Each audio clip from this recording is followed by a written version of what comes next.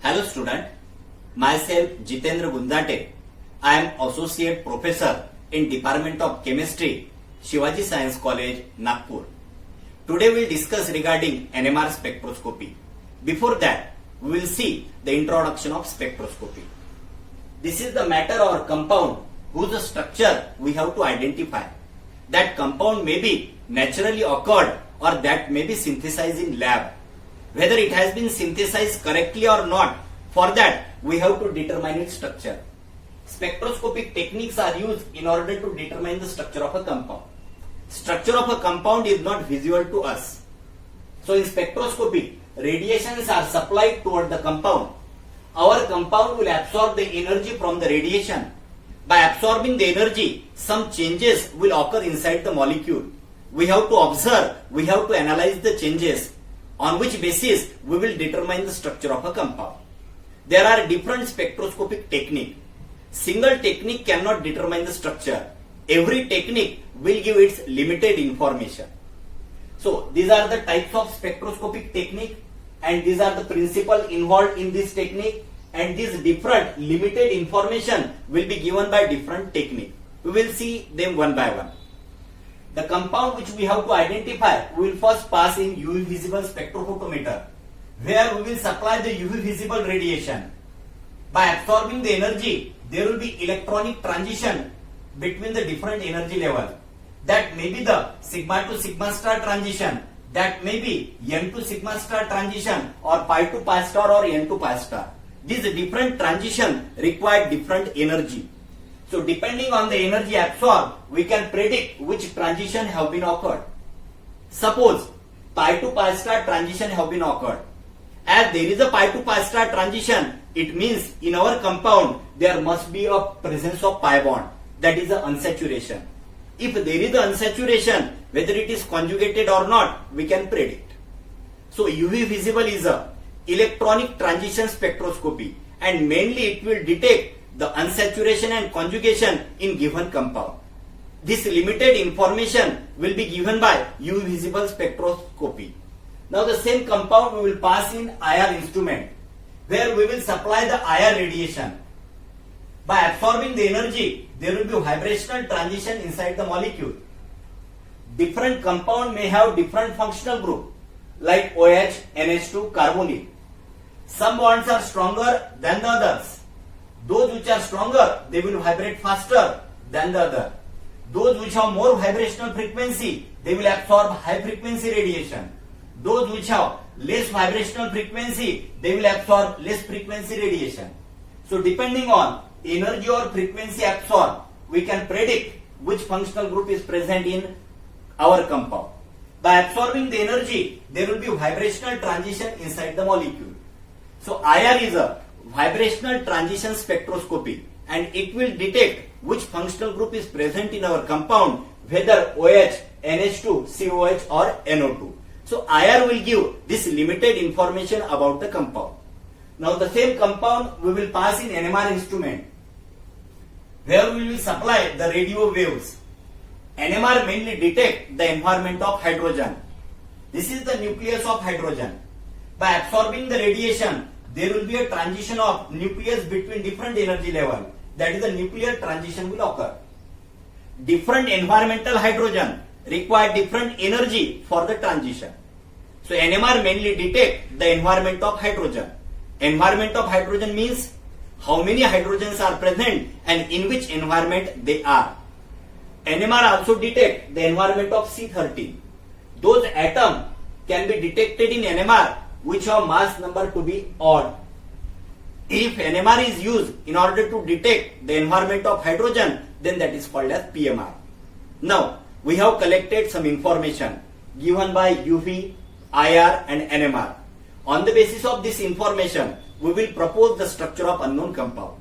Suppose our unknown compound is to be a cinnamic acid. If it is a cinnamic acid, then UV have given the information regarding its unsaturation. IR have given the information regarding its functional group, and NMR have given the information regarding the environment of hydrogen.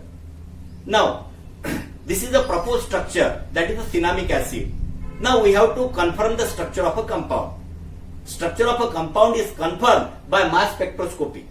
So we will pass the compound in mass spectrophotometer, where high energy radiation will break the molecule and there is a formation of fragment.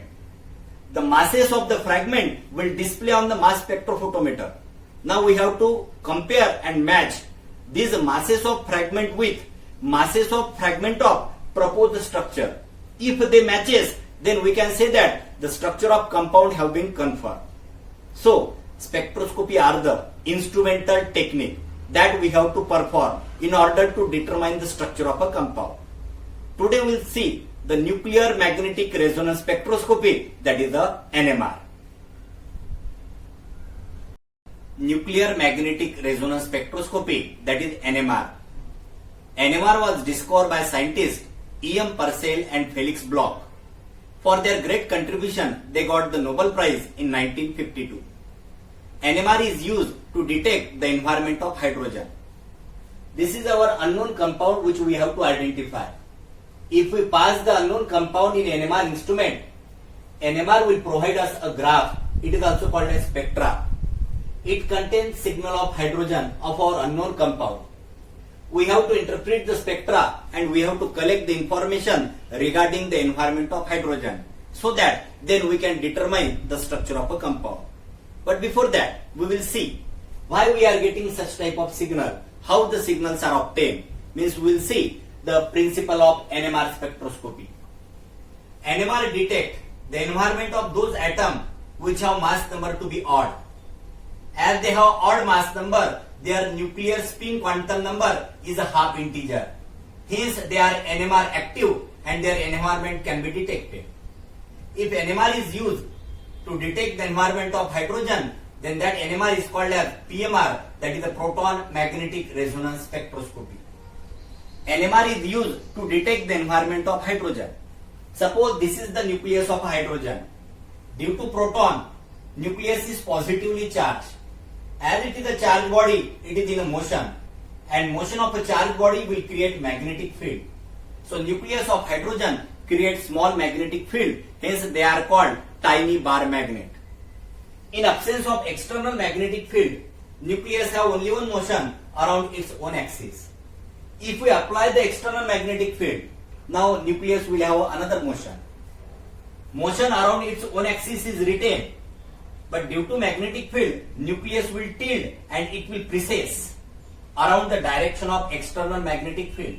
In a particular orbit, it will precess, that is called as the precessional orbit, along with some frequency, that is called as the precessional frequency. If we supply radio waves, nucleus will absorb only that radiation whose frequency should match with the precessional frequency of a nucleus. As there is a matching, there is a resonance, radiation will be absorbed and nucleus will transit from lower energy level to higher. As energy have been absorbed, so we will get the signal. Here two factors are coming in a resonance. Radio wave frequency is in a resonance with precessional frequency. But actually, there are three factors come in a resonance. We can see the same principle by another way. As we have seen, in absence of external magnetic field, nucleus have only one motion, that is around its own axis. If we apply the external magnetic field, then external magnetic field will perform two functions. It will split the energy level of nucleus into lower and higher energy level. The extent of splitting, if it less or more, extent of splitting depends on the strength of applied magnetic field. Another function of magnetic field is it will give the precessional frequency to the nucleus. Whether precessional frequency is less or more, that depends on the strength of magnetic field. If lesser is the magnetic field, lesser is the precessional frequency. If we increase the magnetic field, precessional frequency will increase. As we keep the magnetic field constant, hence precessional frequency is the fixed one. Now we will supply the radio waves.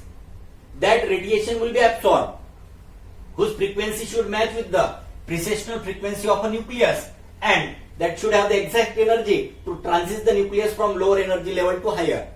During transition, nucleus will change its spin. That is called as the transition of a nucleus with inversion of spin. That is called as the flipping of a nucleus. Here, three factors are coming in a resonance. That is, radio frequency is in a resonance with magnetic field is in a resonance with precessional frequency.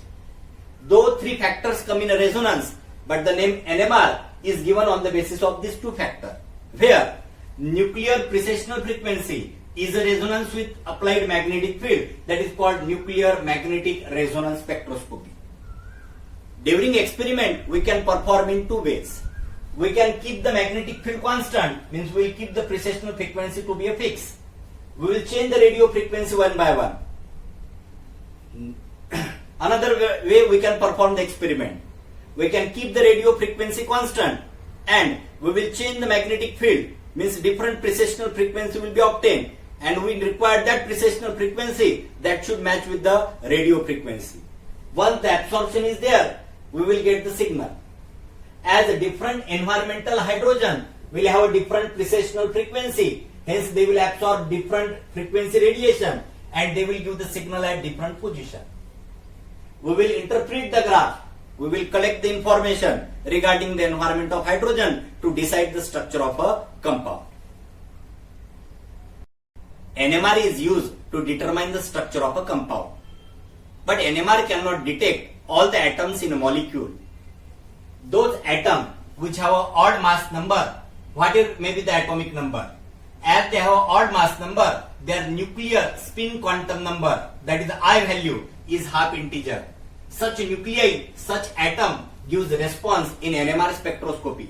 Their precessional frequency of these nuclei can absorb the radio wave frequency radiation. Means they can give the signal in NMR. So their environment can be detected. Means they are NMR active. While those atoms which have atomic number to be even and mass number to be even, such nuclei I value will be 0. The magnetic field of such nuclei is 0. So they cannot give the response to the external magnetic field. Means they will not give the signal in NMR. So their environment cannot be directly detected. They are NMR inactive. Those atoms which have an odd atomic number and even mass number, I value of such nuclei is 1 or 2 or 3. Such nuclei also does not give response in NMR instrument. They will not give the signal. Hence their environment cannot be directly detected. They are also NMR inactive. In this case we have seen, though hydrogen gives the signal, but its isotope deuterium, it is NMR inactive. It cannot be detected in NMR spectroscopy. Here we are getting the signal for these nuclei at different frequency one. If we are using the NMR to detect the environment of hydrogen, that is called as the PMR. Now we will study regarding the PMR, that is proton magnetic resonance spectroscopy.